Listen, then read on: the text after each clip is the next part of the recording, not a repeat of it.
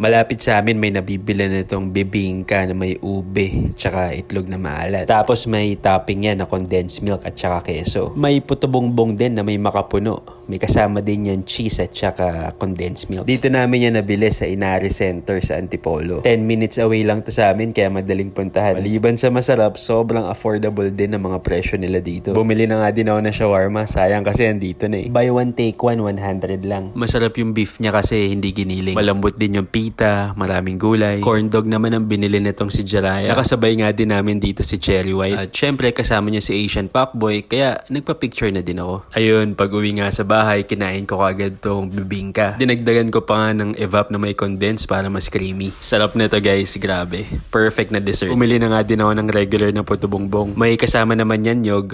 Nilagyan ko na lang ng condensed milk. Lalagyan ko pa nga sana ng cheese pero okay na to. Sasarap na masyado eh. Kapag may cheese and condensed kasi binili mo, halos doble na ng presyo ng regular. Kaya okay na to. Sakto may gatas naman sa bahay. Pero itong puto bongbong na may makapuno, nako, masarap talaga siya. Siguradong satisfied ang cravings nyo dito. Kaya kung magutom kayo na medyo alanganin na oras, open sila dito sa Inares hanggang alas 12 ng hating gabi. Saktong food trip, lalo na kung tight ang budget mo. So paano? Kainin ko na muna to